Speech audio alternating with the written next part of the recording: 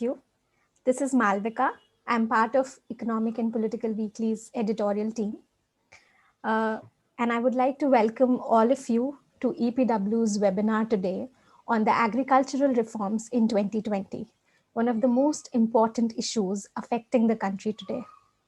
We have a stellar set of panelists with us today, and I would like to thank each one of them for agreeing to give us their valuable time, and Dr. Preetham Singh for agreeing to moderate the discussion. The audience are requested to send in their questions and comments in the chat box if you are viewing the discussion via Zoom, and via the comment section if you are viewing it via Facebook. Without further ado, I would like to take the opportunity to introduce Dr. Preetham Singh. Dr. Singh has a DPhil from University of Oxford and is Professor Emeritus at Oxford Brookes Business School. He has taught at universities in the UK, Russia, Brazil, and India. He has also authored the critically acclaimed book, Federalism, Nationalism, and Development, India and the Punjab Economy. I would now request Dr. Singh to take the discussion forward from here, and I'm eagerly looking forward to this discussion. Thank you, Malavika, for the kind introduction, and thanks to Abhishek and the entire EPW team who's invited me to moderate and also invited these three excellent panelists. So I would briefly introduce the three panelists, and then I will suggest how we are going to proceed. My first speaker would be Dr. Sukhpal Singh, who is a professor at the IIM Ahmedabad. He has collaborated with many international scholars and came to Wolfson College, Oxford also about 2 years ago. Second speaker would be Dr. Shruti Bhogal, who took her PhD from Punjabi University, Patiala, and then taught and researched at Punjab Agriculture University, Ludhiana. She is currently working at the International Projects Trust, New Delhi, on a water and climate project. This is her first webinar, and she is especially welcomed. My last speaker would be Dr. Gaurang Sahai, who is a professor of sociology at the School of Development Studies, Tata Institute of Social Science in Mumbai, and has specialization among other subjects on the problems of marginal and small farmers in India, with particular emphasis on Bihar. Now, how we are going to proceed? But before we proceed with this, we have reached a stage in the debate on the three farm laws and few other laws, but three farming laws are the central to the whole debate which is being done in India and has become the central question of our times. It has eventually come to this, that government has made certain proposals calling amendments, though it's not clear how those amendments are going to be incorporated, especially on MSP. And the farmers' organization, through a slow and evolving process, have come to a conclusion that no amendments can work, that amendments not compatible with the whole structure of the farm laws, and they need to be repealed. And there seems to be some kind of a stalemate. But I might as well mention here that the opposition to the farm laws has not come only from the farmers, though they are in the forefront. Opposition to the farm laws has also come to other quarters, very important quarters, which is the state government, on the question of federal rights in agriculture, that these laws are seen as a frontal attack on the state's federal rights in agriculture, which is provided in the Constitution, where agriculture and industry both are state subjects. And these are a massive intrusion into the state domain and a frontal attack on federal structure in India. The third is kind of linked with this, are regional identities, that different states have their own linguistic regional identity, and different regional political parties have come up.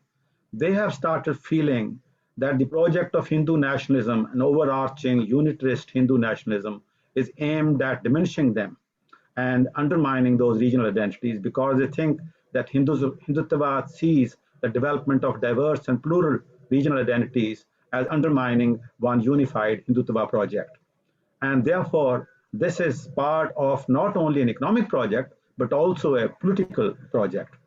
Now, in the debate on the farm laws, the last two aspects of federalism and regional identities have not achieved as much attention, and probably we will not be able to do justice to those two subjects, huge subjects. Many of us, myself, Sukhpal, we have written on this and published, and those who feel interested, they can write to us later on. We can send them our publication, including the one long article which I published in EPW on the farm laws. Uh, so, since the stalemate has now reached to the question of amendment versus repeal of laws, what I would propose is that each of the three speakers would spend about 5 to 7 minutes, and I'm going to ask one question to each one of them, given their specialization. And they will be expected to reply to that in about 5 minutes, but not more than 7 minutes. And I'll explain why we need this time limitation.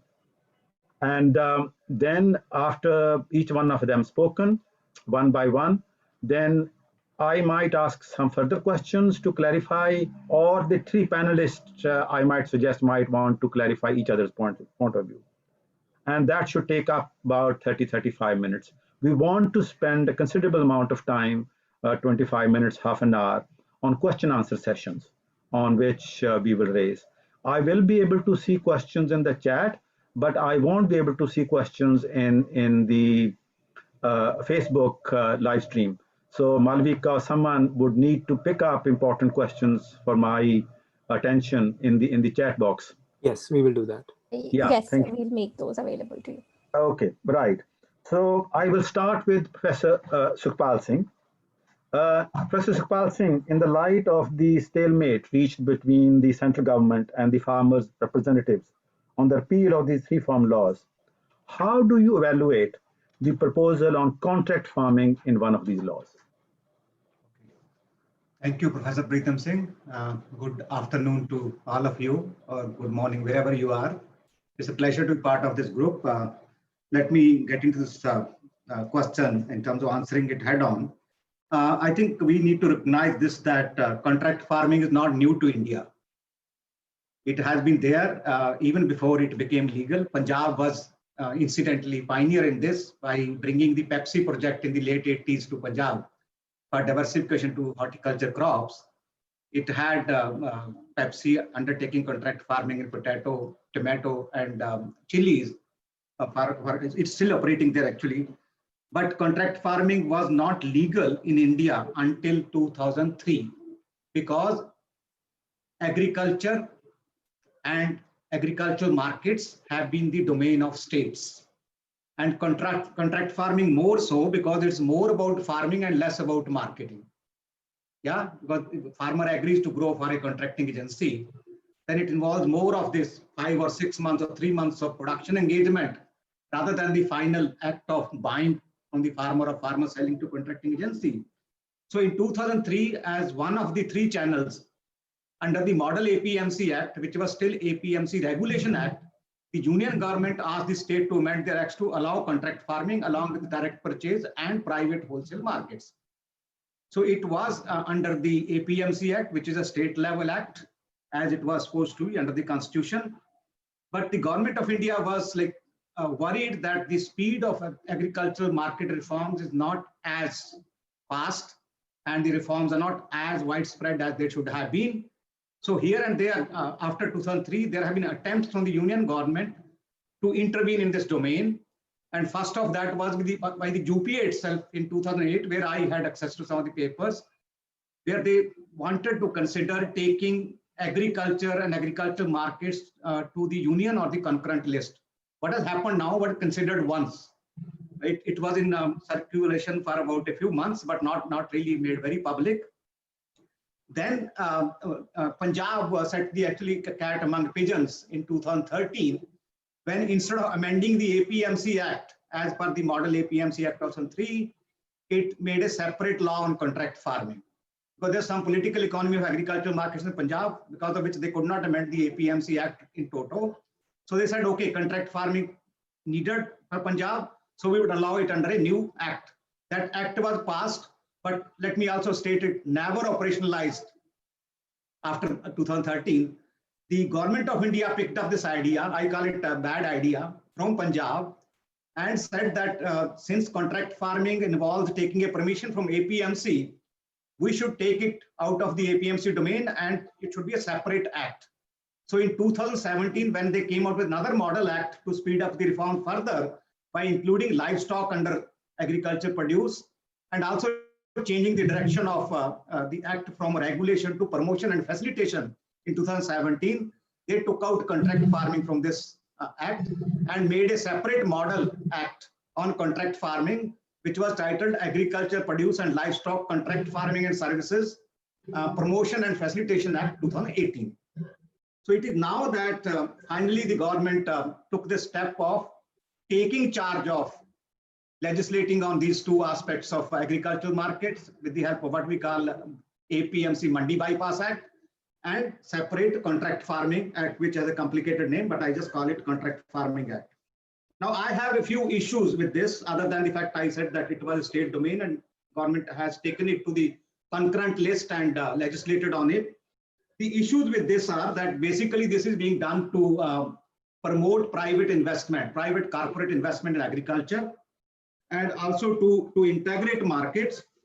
But since I have been looking at contract farming for many years, and rather 3 decades to be precise, I find that this act has serious issues in terms of the conceptualization, design, and the content. For example, it confuses people when they look at it. They think it's about corporate farming. Yeah. And there are elements in the contract which suggest, and today I was in another webinar, actually I was shocked that one of the corporate guys, he actually said it on the screen that, yes, now we'll be able to lease farmers' land for contract farming, which it is not. Let me make it very clear that in India, as of today, no non-agriculturist can own agricultural land because of ceilings on Land Holdings Act, and no company or anybody can formally, legally lease land. So if somebody is looking at it like this, that means there are issues with the act. And farmers organizations have pointed out that. I'm also looking at it because the situation is so poor in terms of understanding of these things, which we are getting into, that one state government, which wanted to reject these acts and wanted to modify at their level, like Punjab did, ended up writing in their act that if the company does farming on farmers' land, then it should withdraw its workers before the end of the, or at the end of the contract period. I was shocked. The state government also mistook this as company doing farmer or farmer. But under the definition of contract farming, if farmer always does farming, company only facilitates with the supply of inputs and the buyback arrangement. So this is the situation we have got into. I'll just give 1 or 2 more examples of the fault lines in this act, which makes it like logical to ask for this not to be proceeded further. For example, it says that company can pay some minimum agreed price to begin with, agree to pay that price, but if it wants to pay premium or bonus to the farmer, then it should peg that premium or bonus to the APMC price or e-trading price, e-market price. So it speaks volume of the understanding that we have been saying APMC do not discover price as well. Now you tell the contracting agency to go back to the APMC price to benchmark their premium and bonus on that. One more issue I want to highlight before I stop maybe, it also makes the sharecropper, the guidelines say sharecropper can also be part of the contract farming agreement.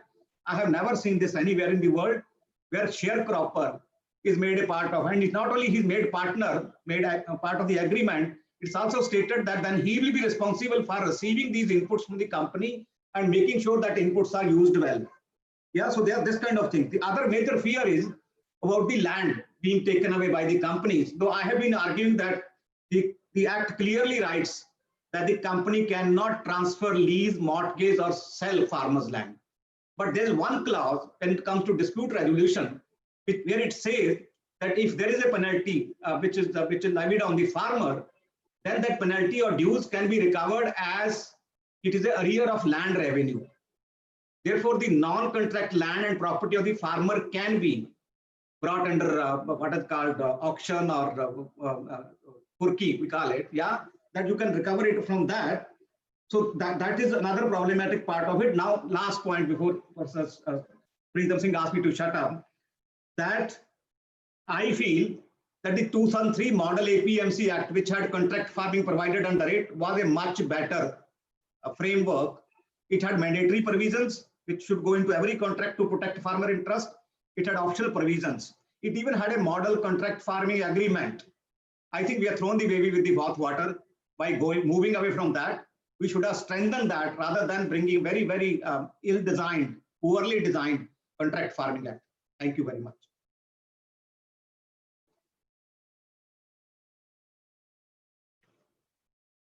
Professor, you are muted. Unmute yourself. Yeah, okay. Can you hear me now? Yeah. Okay. Thank you, Sukhpal, more or less confining to your time slot. Now, my second speaker, as I mentioned earlier, is Dr. Shruti Bhogal.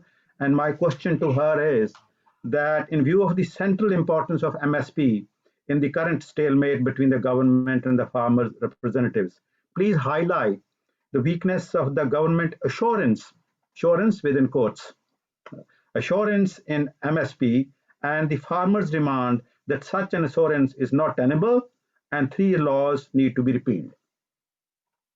Shruti, you need to unmute yourself. Yes, I hope you can hear me. Yeah, we can. Okay, thank you, Dr. Preetham. Dr. Preetham, before I take your actual questions regarding the repealment of these laws, I would just like to highlight a couple of things that have gone wrong with these laws, especially the first act, which is the Farmers Produce Trade and Commerce Promotion and Facilitation Act 2020. Now, Dr. Preetham, in my view, these laws have completely discounted the contribution and the role that MSP and public procurement system have played. I would like to highlight here that MSP and public procurement are very critical for food security of a country.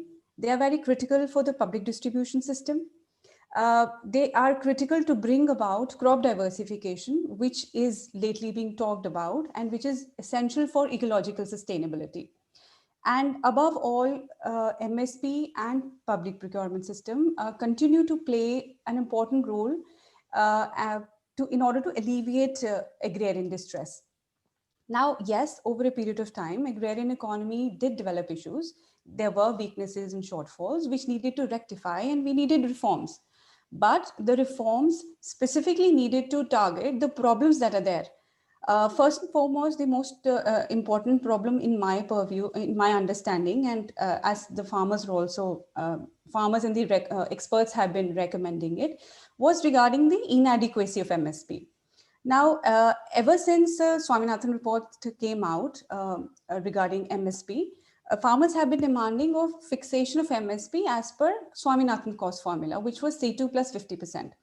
Now, this cost formula was very comprehensive, and it actually came very close to the actual cost that the farmers were incurring. Therefore, the farmers wanted that kind of a formula for MSP formulation.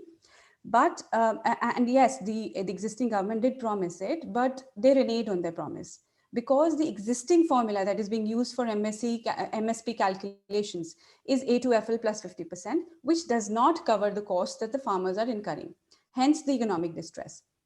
The second most important issue that the reforms need is rectifying the ineffectiveness of the public procurement system.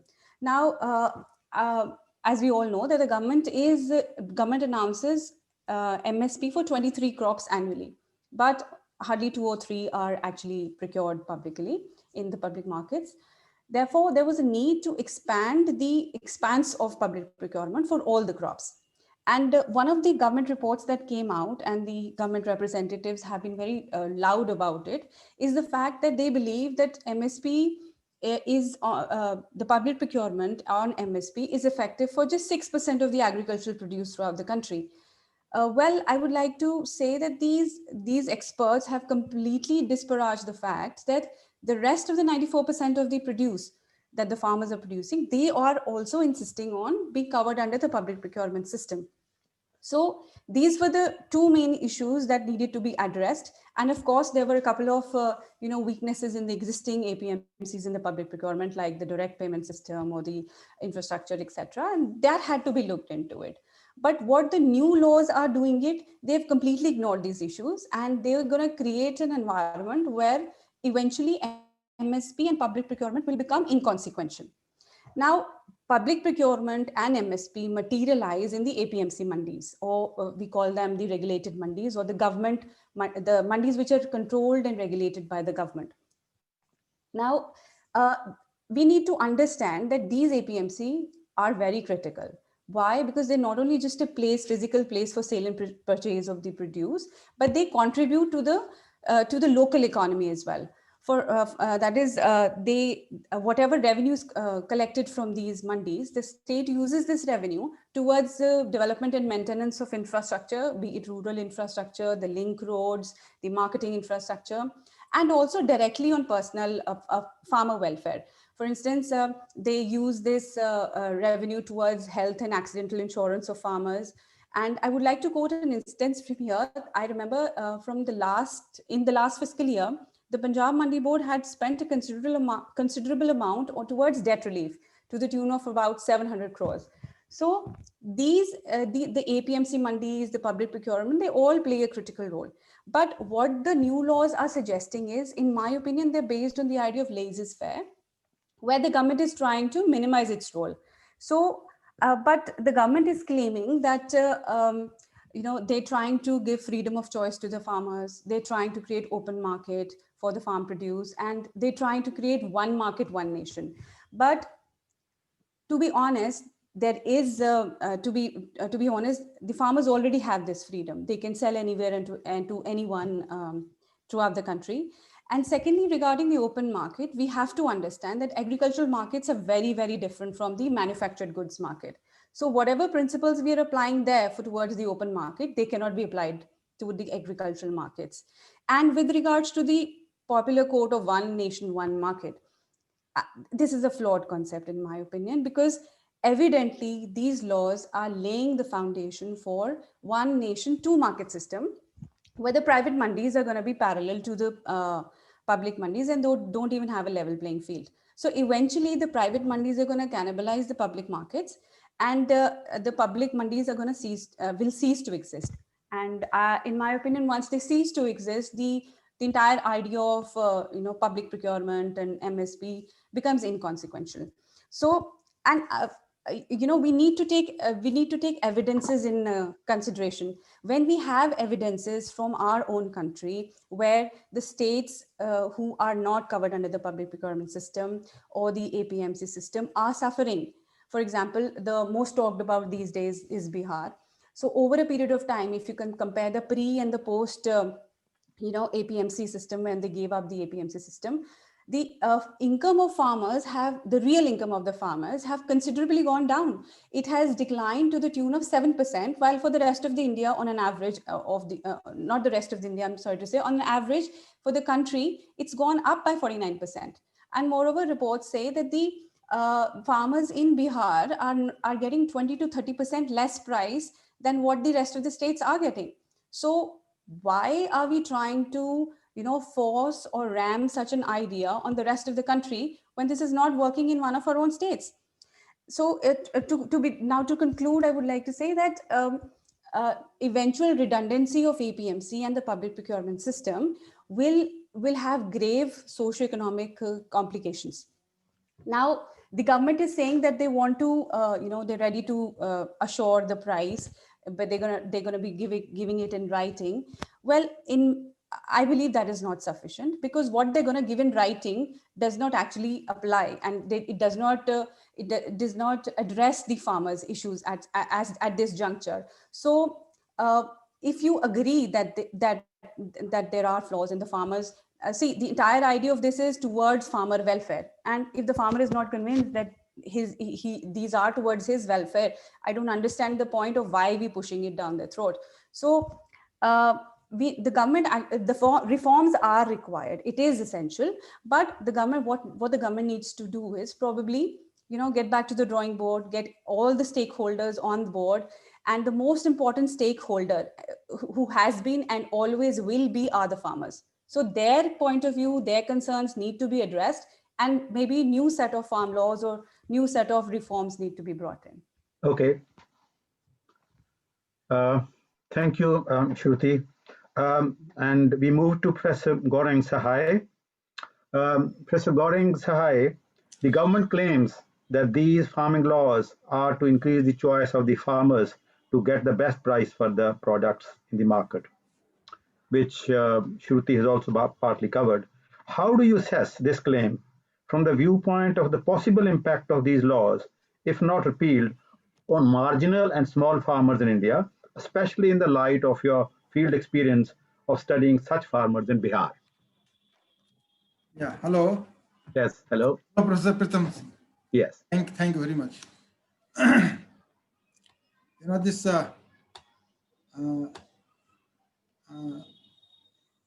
taken together, all the three bills that were passed in Parliament in September 2020 are expected by the government to usher in a revolutionary change in the arena of Indian agriculture. That would result in doubling the income of the farmers in a couple of years. We need to understand these legislations and their impact on the agrarian structure. Here I would like to make some observations regarding their impact or relation to small or marginal farmers or peasants in India. As you know that marginal farmers are those who own less than 1 hectare of land, and small farmers do not own more than 2 hectares of land. Overall, we can safely state that almost 85% of our farmers fall in the category of marginal and small farmers with less than 2 hectares of land holding.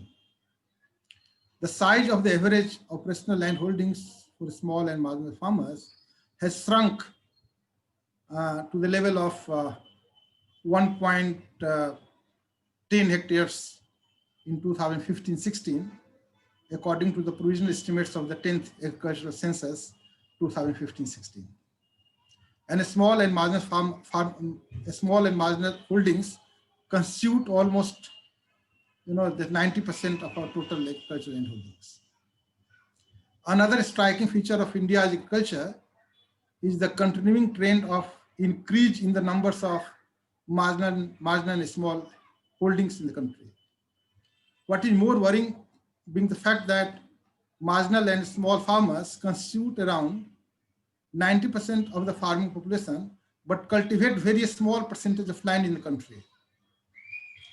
Given the state of holdings and the fact that majority of them are in dry land farming areas of the country, it is not surprising that the average income levels of the farming households are extremely low.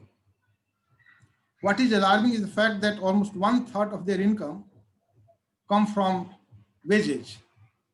It is against this crucial factor that we need to understand the legislations passed and the impact they might have on the various structure of our agrarian structure. Okay. Reforms, as you know, that reforms are not new to the agrarian sector. Land reform was done long back into 1950-60. After that, Green Revolution was introduced in late 1960s. Okay, so the reforms have been taking place. Even before these legislations, in almost 18 out of 36 states and union territories, agricultural reforms in the form of permitting private markets have already been allowed. More than 20 states have allowed contract farming, and around 19 states have enabled direct purchase of agricultural produce from the primary producer by trader, processor, bulk buyer, bulk retailer, exporter. Okay. Today, the fear is that the complete opening up of the sector would allow all the marginal and small farmers, who recently are 85% of the total farming population, to the mercy of private players. Okay. I'm saying that It's because of two factors. One of them is that there's a trust deficit. There's a deep trust deficit between farmers and the government, because the government has recently denied to accept Swaminathan Commission recommendation regarding the MSP in the Supreme Court. Okay, and that created a lot of mistrust among the farmers about this government, about the current government. Okay, and second is that the so-called small and marginal farmers in our country are not small and marginals only in economic sense. Even they are small and marginals in terms of social capital, in terms of cultural capital, in terms of linguistic capital. In every form, they are small and marginal farmers. So the fear is that, how can they negotiate with the private players? Okay, in a market that is dominated by the big corporates like Ambani, Adani, such kind of ITC, okay, Pepsi, Amazon. Okay, how can they compete against such kind of players? Because they are very small and marginals. This apart, I have done field work in the villages of Bihar.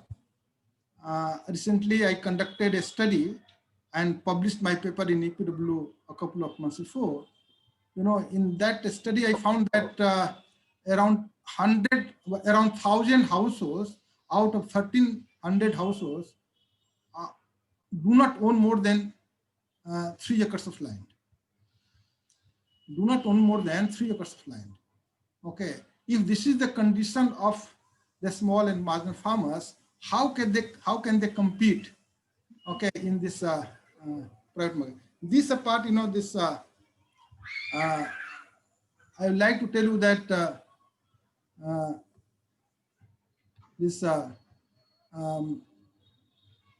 in Bihar, since I have done fieldwork in Bihar, in Bihar, there is no APMC.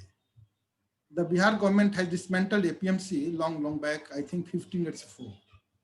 Okay, and allowed private merchants to buy agriculture produce directly from farmers. And I have done field work. I keep on visiting my field year after year. I never find that the farmers are getting price of their produce equal to MSP. In fact, much lower than the MSP they keep on getting every year. Okay, so if this is the condition, if this is what is happening in Bihar, it is going to happen in every part of the country once this law is being implemented. Okay, so this MSP and APMC, I think these are the two safeguards which are required. Okay, because our agricultural society, population, this small and marginal farmers, they are very small and they are very marginal. Okay, in every sense of the term, and that is why they require support from the state. Okay, if the state withdraws support at this point of time, I think their conditions are going to be really worse in the coming years. Okay, thank you, Professor Sahai. That was excellent. We are running short of time, and from the three contributions which we had, it's become very, very clear that whether it's contract farming, which Sukhpal threw wonderful light on, or on the question of MSP, or on the impact of these laws on the so-called choice for the farmers, which Dr. Sahai has kind of emphasized by looking at the problems of the small and marginal farmers. One very brief kind of information which need to be updated is that the 2015-16 agriculture census show 86% of the farmers are marginal and small. Marginal farmers are those farmers who own between 0 and 1, who cultivate 0 and 1 hectare, and small are between 1 and 2 hectare. So 86% of the farmers own actually less than this. And he's absolutely right that the question of huge inequality in resources, not only in terms of economic resources, but legal resources, social capital, cultural capital, which he says they are no position to enter into contract with big players, and especially when it comes to dispute resolution. So I might, before we open up for questions, there are a wonderful set of questions, want to point out the attack on federalism, which these laws point out. I will just read one section 16 of the Farmers Empowerment and Protection Agreement on Price Assurance and Farm Services Act 2020. It says, within quotes, central government may, from time to time, give such instructions as it may consider necessary to the state governments for effective implementation of the provisions of this act, and the state governments shall comply with such instructions. I underline this, that the state governments shall comply with such instructions.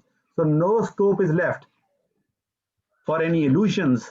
What is it being meant? That it is to dismantle completely the state's role in agricultural management and bring agriculture into centralized production, transportation, storage, and exchange. Now we're coming to a point where the central question is whether these amendments can work, because the government is saying that you should just accept amendments, and the farmers organizations have reached this conclusion through long discussions between themselves, with experts, through their own experience, that these amendments will not work. The situation has reached such a point that even government's own internal sources admit that there are serious faults within this. Farmers' organizations have come out openly that in negotiation with Amit Shah, the Home Minister, and the Agriculture Minister, Mr. Tomar, they have actually admitted that the laws are flawed. Okay, so there is an internal consensus being built up, and this is a widely accepted consensus which has emerged in the country, that these laws are going to promote private trade, private transportation, private storage, and we haven't discussed about Essential Commodities Act, but that has massive implications in terms of lifting the limits on storage and speculation in trade, which can emerge from this. So, though there are a wonderful set of questions, but I would try looking at those questions which deal with this question of whether amendments can work or the acts need to be repealed, because that's going to be the central question in the coming. I think Sukhpal is raising his hand, so maybe I should give him an opportunity. One question which Professor Barbara Harris asked was a very good one, that who framed these acts? Because if you go by the political economy, these acts, whichever acts, anywhere in the government, anywhere, are not neutral agents. There are powerful interests behind them. Now, there's Bikram Singh Gill, who's doing wonderful research in America on the role of Cargill. And I'm in touch with him. We are working on this. That Cargill, according to his research, shows the second biggest grain trader in India after the government. And Cargill has been behind this, along with WTO, to say that we need India to become internationally competitive in food grains, because India cannot become internationally competitive in manufactured goods, which China has taken the role of. So in order to compete with China, they need to become internationally competitive in food products and in agricultural products. Now, in order to become internationally competitive, you need to lower down the prices. That is what competitiveness means. So the government claim that we are going to give you a better price conflicts fundamentally with the overall objective of making India competitive, because making competitive means actually putting the prices down. That's why the question of MSP is important. That's why the protection of small and marginal farmers is important. That's why the unequal relationship in contract farming are important. And that's why the government assurances and suggestions are not really workable. They're not really tenable. And this consensus need to emerge. So it's if any one of you have any private information who framed these laws, but I might you'd be most welcome to answer that question. One very important information which has come into light is that Balbir Singh Rajewal, one of the Bharatiya Kisan Union leaders, who is probably the most articulate and most well-read person on changes in agriculture. He's pointed out to a meeting in October 2017, attended by 100 people, the CEOs of important agribusiness corporations, the top central bureaucrats, and 3 farmers leaders, including him, and 1 from Maharashtra and 1 from Rajasthan. He said that in that meeting, it was proposed that what we want to do is to create farms of the size of 5,000 acres. And the peasants should not have any right in that. Government should deal with them. They should lease out to us. And he said that only when half an hour was left, I bolted the room from inside and said, I will not let you go unless you listen to us. Why have you brought us if you're not going to listen to us? And he said that I'll tell you one thing. I don't know about the whole of the country, but I'll tell you about Punjab and Haryana. If you bring this, there'll be bloodshed. They have a long culture of attachment to land, and you will not be able to do this. There will be uprising in the country. And in a way, his forecast has come true. That this is not something which has emerged. I mean, Sukhpal has given some background. There has been a systematic attempt to privatize agriculture, to bring foreign direct investment into it. So both the agro-business interests from abroad, Cargill represents the highest, most well-known, but also the agro-business interests of the local select industrial groups which are close to the present government, mainly Adani and Ambani. Adanis are mainly in storage and Ambanis are mainly in retail, but they're also getting into other spheres. So in the light of that, I would first let Sukhpal say, because he raised his hand, if he wants to make a quick observation, and then if he can take some questions, we will look at those questions. Thank you. I basically wanted to pick up 2 observations from this discussion, which are very mutually contradictory. For example, Dr. Shruti Bhogal said that let's go back to drawing board. Whose drawing board? I think Preetham is asking a very fundamental question, who's drawing board? I also keep asking, who's drawing board? On the other hand, my friend Puneet Thind, he has proposed, I saw it in the box, that let states take a call on it. Yeah, so if you really want to leave it to state, leave it to states. Let states go to the drawing board, not where the drawing board has done this kind of problematic enactment earlier. So I think that's very important to highlight. Who's drawing board? Yeah, thank you.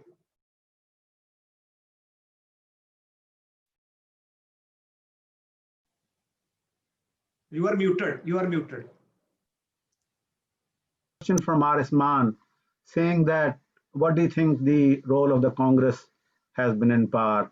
I think that we don't need to spend too much time on this. Congress has been also involved in this neoliberal project. It is certainly trying to oppose this, but whether they have gone through a fundamental rethink on this question is not good.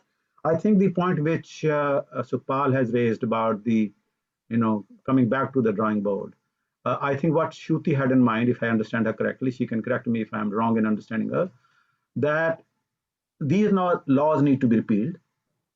There's an emerging consensus apart from the economists who are employed by the government or hoping to be employed by the government. There is a considerable consensus among agricultural economists, among macroeconomists, including people working in the World Bank or people who have earlier worked in the, Kaushik Basu has said, even those who have worked in the World Bank earlier, even Montek Singh Ahluwalia, who was quite prominent in neoliberal reforms, and wide set of other people have come to this agreement that these amendments are not workable. Government should show humility and agree to repeal these laws. And then no one says that agriculture does not need changes. There is an agrarian crisis in the country, but it's of a different kind. It's a question of poverty, massive rural poverty, inequalities, rural indebtedness, suicides, malnutrition, bad schooling, bad health infrastructure. We need reforms to deal with those questions. So then the government can bring those reforms, bring the stakeholders, farmers, bring the business organization as well. One is not saying that they should not be consulted. Bring agricultural economists, bring other economists, and take it to the parliament, take it to the select committee. This was not taken to the select committee. My colleague Nikita Sood has documented how select committees have been weakened during the Modi administration. massively. Not that they were excellent during the Congress team, but they have been massively weakened. And then a new set of laws, which are part of dealing with the agrarian crisis, will have meaningful, will have consent, and would be better. But these laws need to be repealed in order to bring those new laws. Bikram, whose name I mentioned earlier, very nice that he's participating in this. Well, he's asked that who played this role in these farm bills, which is a question which Barbara asked earlier, so which has been kind of dealt with. It's difficult to look at these questions. Well, someone has said about. Let's be very clear. Who doesn't make any difference, right? Yeah. Well, why is it important to know who was behind it? I think that's not important to really. We are looking at the content of whatever is been framed. Let's stick to that. Who was behind? How does it help? No. I mean, I mean, sometimes the intentions of people who are behind this are also important, and see what the content is. So it's an important question for us from an analytical point of view to understand. But I understand that we have to engage with the content in order to sort of criticize that. Yeah, sure. Well, someone has asked about Ashok Gulati, and Ashok Gulati, as you know, is a great supporter of neoliberal reforms, and we are making a critique of that. So we need to engage with a different debate on his question.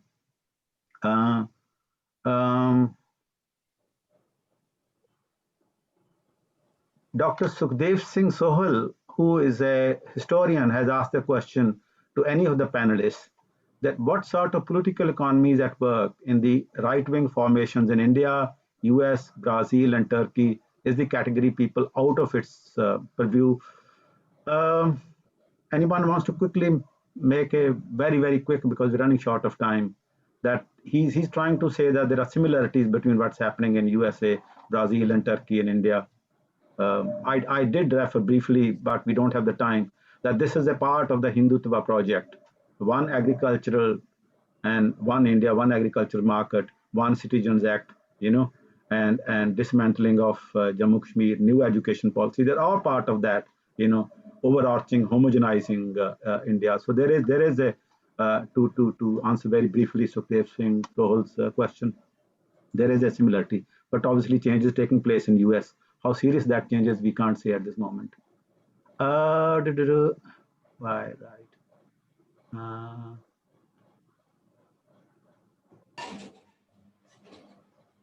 Yes, someone has asked a question meant for Sukhpal, that Madhya Pradesh has been doing very well according to this question, but the why Madhya Pradesh is not a part of the protest.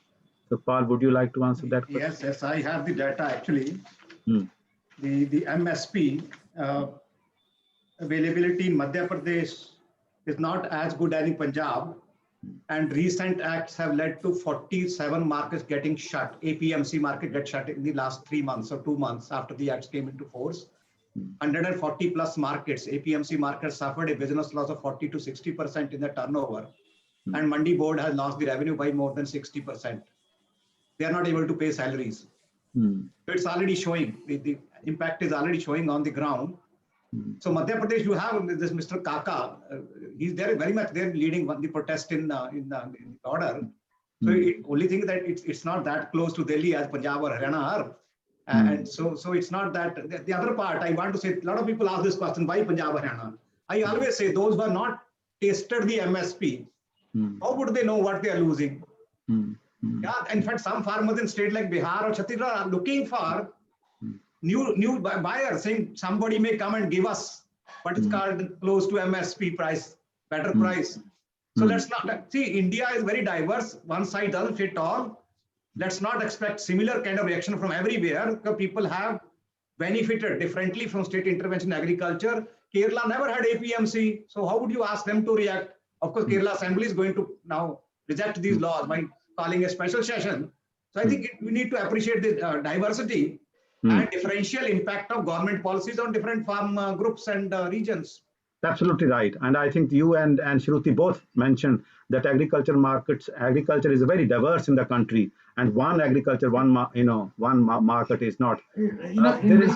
interesting point made by Siba Narayan Mishra on that we haven't devoted as much time to Essential Commodities Act. That's true, but that is more the limitation of time. Not because we don't think it is important. It is unimportant. As I said, that it can lead to speculative trading with huge silos which are being constructed by private traders. There's also a very interesting question from Muthu Raja. Again, it's coming via Facebook. What will be the impact on farm workers and mainly women workers? Dr. Gorin Sahai, would you like to answer this question on workers, farm workers, and women workers? See, the farm workers everywhere in the country, the condition of farm workers are better in those parts of India where the farmers are better. Where the farmers are better. Okay. If the farmers are going to lose because of this farm laws, so the conditions of the farm workers are going to be worse. Okay, it's quite simple thing. Okay. The farm workers in Punjab compared to farm workers in Bihar, the farm workers in Punjab is much better than the farm workers in Bihar because the farmers in Punjab are much better than the Bihar farmers. Okay, so the condition of the farm workers is fully dependent on condition of the farm, what we call the farmers, condition of the farmers. So if these farm laws are going to impact farmers badly, okay, so the condition of the farm workers are going to be worse, okay, in the coming months.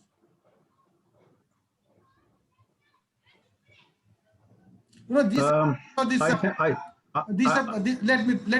me. People are also saying that the farm protest is happening in Punjab, Haryana, or in Western Uttar Pradesh and surrounding area. If you look at the whole of India, okay, all the regions in India don't have the tradition of the peasant movement. Tradition of peasant movement. Madhya Pradesh didn't have any tradition of peasant movement. So the place where there is no tradition of the peasant movement, in some places it's not expecting that they're going to be a huge farmers movement coming from that part of the country is something not justifiable. That's true, absolutely. The history of peasant movements is important in explaining. But on the question of farm workers, it is important to mention that in Punjab, from Punjab and Haryana, farm workers organization are actively behind this struggle because, as you pointed out, Jameen Prapti Sangharsh Committee, which is the Dalit organization, they have actively supported this movement, and also the commission agents, the Arthiyas. And this is the first movement in India where the urban and rural populations are both joined together in the protests. Padma Priya has asked a question on Supreme Court. Supreme Court suggestion of a committee to mediate between the government and farmers. Why does the government seem to be holding their ground despite the fears of the farmer? There are two questions within that, but the Supreme Court intervention can work, but can also be very risky. If the Supreme Court decide that these acts are unconstitutional, then in a way it will be great help to the government. The government doesn't want to back down. It can take the plea that okay, Supreme Court had taken the decision. But if the Supreme Court appoints a committee, okay, and say that this committee's conclusion will be final, then that will put the farmers' organization in a very difficult situation. And I don't think that's the task of Supreme Court. I'm not a lawyer, but as much as I know about law, that is not the remit of the Supreme Court to appoint a committee of farmers. So we have to be very cautious. Shruti, you want to make a point quickly? Yes, sir. Yes, sir. Adding to what you've just said, moreover, how much are we sure whether the recommendations of this committee that the Supreme Court would allow would be binding? And even if it is, we've seen in the past that the governments can easily pass an affidavit and say that, okay, we cannot abide by these. We have experiences and evidences from the past. So really, it's not a workable solution.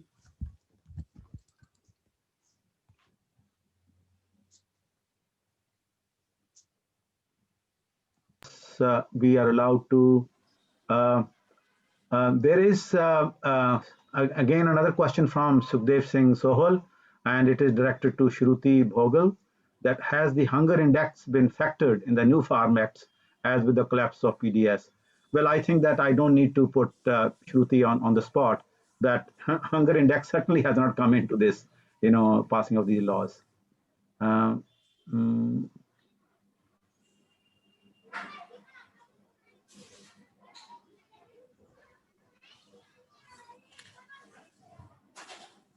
Well, Aditi Lele has asked whether the small and land farmers have the capacity to understand commercial and contract farming. That has been answered very effectively by Dr. Goring Sahai. And R.S. Mann has asked about what role PAU has played in promoting diversification of agriculture. Very quickly, you want to say, Shruti, because you work there. Yes, sir. I read his question actually. It's there are 2-3 questions in the same question. So Yeah. I would like to highlight here that I'm not commenting on the academic leadership point, but what I would like to highlight is that PAUs is a research institute and provides extension services.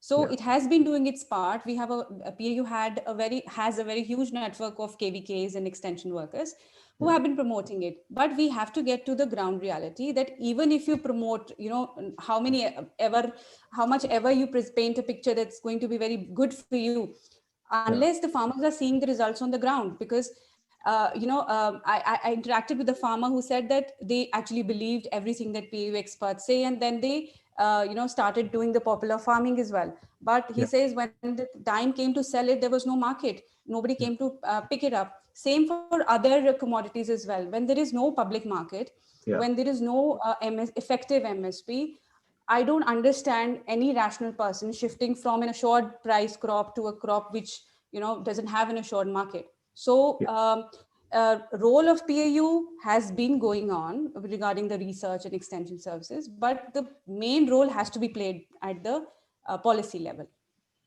Yeah. Okay. Recently I was watching television, and the news was flashed on NDTV channel. Then there are farmers in Madhya Pradesh who were feeding their cattle with vegetables. Yes. Vegetables like cauliflower, cabbage, brinjal, with vegetables they were feeding with their cattle. When the reporter asked him why you are feeding your cattle with the vegetables, the farmers clearly told that there is no buyer of my vegetables. Okay, and vegetables are bought and sold in the private market. Okay, if this is the condition of the private market, okay, localized private market, so what is going to happen to the whole country? Total market is a private market. Okay. The same cauliflower and cabbage are sold at the rate of 80 rupees in Mumbai and Navi Mumbai. Okay. So government must look at these problems seriously. Okay. There are problems. Okay. Which the government doesn't want to solve them. Okay. Doesn't want to solve them. These are basic problems. These are the most fundamental problems. 50% of our population are in agriculture. And you are going to reform the agriculture. How can we reform the agriculture? 50%, just see the size of the population involved in agriculture. Okay, unless and until you are going to give jobs to the rural people in the service sector, secondary sector, okay, in large numbers, you are not going to improve the conditions of the agriculture community. This is a very simple kind of thing that government knows but can't do anything. Yeah. Thank you very much, Goring. I think we are running short of time. We are already 10 minutes above our slotted time. From this discussion and many other discussions held at different platforms, it's becoming very clear that these laws were passed in haste, and the health emergency caused by COVID-19 was used by the government to push in these laws, thinking that it will not have any critical evaluation, people cannot organize, people cannot protest, and they did not anticipate that this will lead to massive protests. And so this has invited protest from farmers, from farm workers, from state governments, from regional formations, because they all see this as a frontal attack on the livelihood of agriculture. Even more, it is in Punjab and Haryana, it's become almost a civilizational question, that our own existence is going to be threatened. And the farmers' protests have provoked huge uproar in various forms of creativity, poets singing, songs, women's participation is just marvelous. And this has come to a point now where government is bending because it could not, it repressed every movement which dissented from it in the past, whether it was in JNU and Shaheen Bagh or in Jammu and Kashmir. This is the first moment where it is forced to at least negotiate.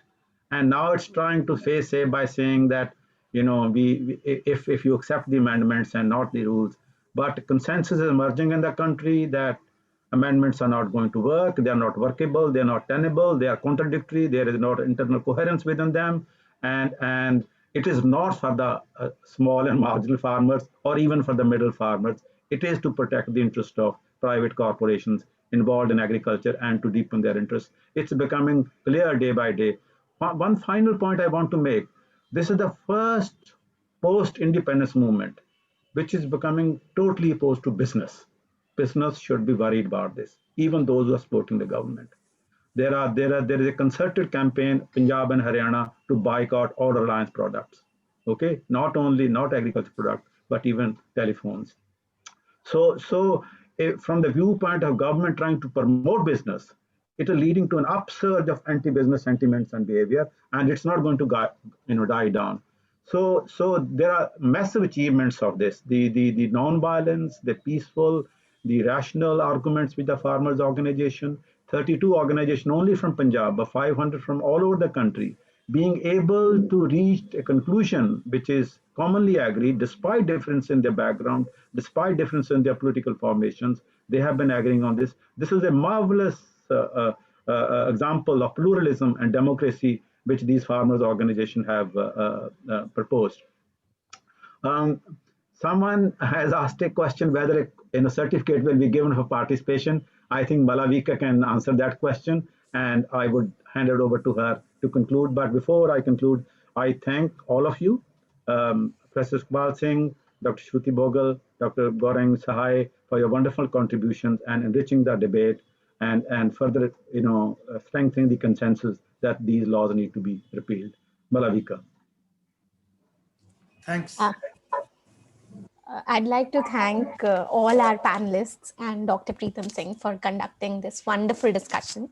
And to answer that question that someone asked, that if we will be giving a certificate at the end of the discussion, no, we will not be. However, the best takeaway you can have from this discussion is the enriching thoughts and points put forth by our panelists. I think that's a lot more than a certificate.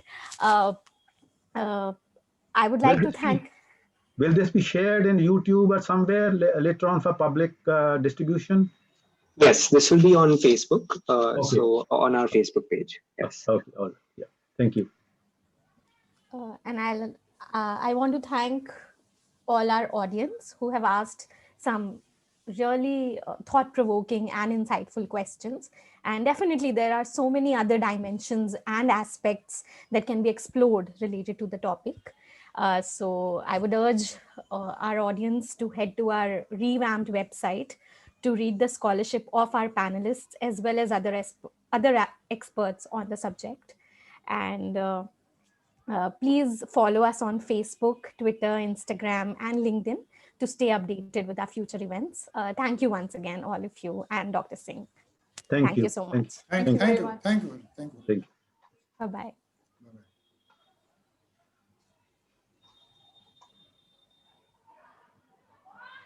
Are you happy, Malavika? Yes, sir. Okay. Yeah, we took a little more time, but more or less, because we started a little bit late. Yes, sir, no, that's totally, it was totally worth it. Yeah. Okay, Malki. Yeah, okay, thank you. Thank you, Dr. Sahai. Good night. Yeah. Thank you, Shruti. Thank you very much, sir. Thank you. Good night. Good night. Thank you.